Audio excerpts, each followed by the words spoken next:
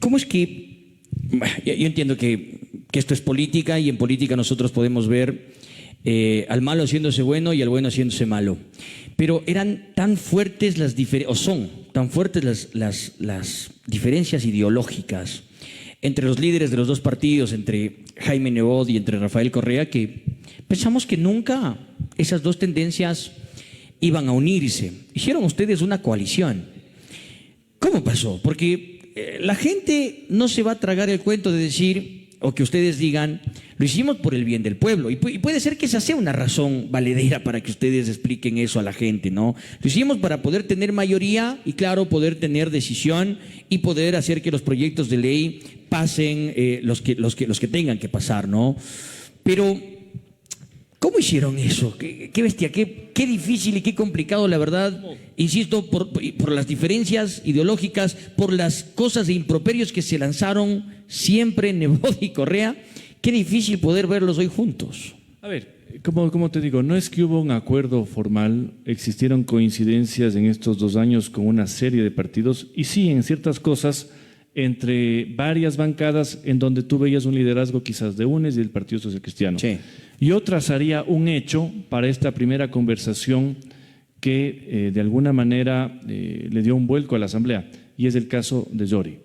Cuando durante varios meses sentimos que la Asamblea se había entregado al presidente de la República, que se había convertido en una sucursal de Carondelet y que no se permitía ni una fiscalización seria, ni además un contrapeso político como tiene que existir en democracia, y además una serie de incumplimientos, se tomó la decisión de iniciar un proceso contra la expresidenta de la Asamblea, Guadalupe Yori. Tú lo propusiste, aparte. Que además a mí me endilgaron la responsabilidad porque nadie más quería hacerlo, porque en la Asamblea se requiere mucha decisión y yo soy el que presento la denuncia. Yo soy el que llevo adelante el proceso, un proceso tan complicado. Fue por arrogación de funciones, me parece, ¿no? Bueno, este fue por un incumplimiento de la Ley Orgánica de la Función Legislativa, un tema interno, que de alguna manera tenía una razón política, es decir, cuando tú pierdes la mayoría en la Asamblea, lo lógico sería entender que eso ha sucedido y dar un paso al costado.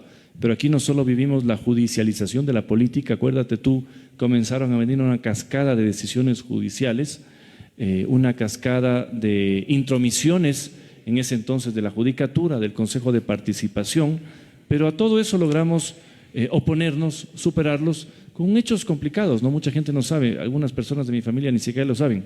Yo tuve una amenaza de que me iban a allanar la casa donde estaba mi hijo pequeño, estaba mi esposa, fue una noche, me acuerdo, porque la Judicatura estaba protegiendo a Yori. Entonces tenían que terminar de una vez por todas con ese proceso. Wow. Y justamente al día siguiente sale en la posta un audio que hoy está llevando incluso a la cárcel a 2 miembros actuales del Consejo de la Judicatura, en donde en una reunión con jueces decían, me ha pedido el presidente que ayudemos a la señora Yori a nivel judicial. Eso salió el día de la posta y se paró esa amenaza. Pero ese es el tipo de exposición que se vivió en ese hecho político que le dio un giro a la Asamblea. Porque con la salida, por supuesto, de la expresidenta, por ejemplo, ahí te mencioné que el correísmo no quería que se quede Virgilio Saquicela. Ellos querían también sacarle a Virgilio Saquicela. Pero votaron a favor. Pues. Después al último terminaron. Bueno, luego no hubo proceso porque nosotros dijimos, no señores, aquí hay un vicepresidente, se quedará el vicepresidente y ahí se para todo esto. Más allá de que luego hubo también un tema contra la segunda vicepresidencia que abrió un puesto en el CAL y que con la elección de 117 legisladores me permitió a mí estar en el CAL. Pero ese fue un hecho político que movió a la Asamblea y quizás cuando el gobierno perdió el control ya, porque lo tenía casi como empleada, a la Asamblea, empezó esta campaña de descrédito, que no puedo hacer las cosas, y que ahora se ha trasladado a la Corte Constitucional. Es decir, antes era la Asamblea, hoy es la Corte. Si les quitas la Corte, van a culpar ¿a quién? A los municipios, pero en el fondo es incapacidad de inacción de hacer las cosas, ¿no? Te llegó también, recuerdo, ahora que tocas el tema de los jueces, una reunión clandestina con algún juez te sacaron a ti. Sí, te habían tomado una fotografía ingresando, creo que a un lugar de reunión con un juez. ¿De qué tema fue este? Con el presidente de la Corte Nacional y con el presidente de la Asamblea, que son los Iván y Virgilio Saquicela. ¿Para qué te reuniste con ellos? Bueno, hubo una reunión, estábamos en ese momento en el juicio político al Consejo de la Judicatura. El Consejo de la Judicatura estaba repartiendo a diestra y siniestra todo a los legisladores, direcciones provinciales, jueces, realmente se repartieron todo. Un consejo de la judicatura que estaba bajo el control del gobierno, ¿no? Eso te iba a preguntar, ¿quiénes estaban repartiendo eso? Los miembros en ese entonces del Consejo de la Judicatura en contubernio con el gobierno. Con el gobierno, Así ok. es. A diversos asambleístas, a cambio de que no hayan los votos que al final lo lograron, pues porque acuérdate que en ese juicio político no se alcanzaron los 92 votos, sino que se quedaron en 86, 87, y ahí asomaron los famosos 5 votos de Pachacutic, que una vez que habían sido denunciados, ¿te acuerdas?, por pedir dinero Sí. por el propio presidente de la República en el Que despacho iba a de presentar Carondelet. la denuncia en la fiscalía y tanta Al huevada y final no hubo hizo nada. una Sí. famosa carta a la fiscal diciendo perdónenles Sí. a estos angelitos. Mándeles nomás a la y casa. esos 5 votos son los que salvaron al Consejo de la Judicatura. De esa reunión, Pero eso te iba a preguntar, ¿pero qué hacías reunido con ellos tú? esa reunión era precisamente para evaluar esa situación y ver qué se podía hacer. Se iba a denunciar, se iba a empapelar estas personas que estaban vendiendo el voto, o se iba a dejar que camine el tema. No, al final no se hizo nada, porque la noticia que la saca Teleamazonas genera el escándalo en esa reunión, y lo demás pasó. Se salvó el Consejo de la Judicatura, ese fue el destino. ¿No hubiese sido mejor reunirse ahí en público donde todo el mundo pueda ver? Mira, yo aprendí no se una- levanten después falsos testimonios. Yo aprendí una lección. Si hubiera sido una reunión extremadamente secreta, no hubiera yo caminado por una vereda. Luego aprendí también que son los choferes y sobre todo quienes están reportando a la policía, quienes graban y mandan todo.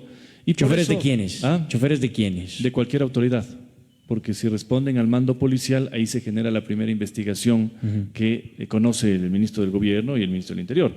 Desde ese momento decidí que toda reunión que se tenga que hacer se haga en la Asamblea Nacional, en donde existen hasta cámaras para cada despacho, para que no se presten a ese tipo de interpretaciones, porque hubo más reuniones, siempre hay reuniones políticas, pero si tú te ven reunido en la cafetería y estás de espaldas, la gente asume que estás haciendo algo malo. Sí. Así que no, reuniones en la Asamblea y públicas en lo posible.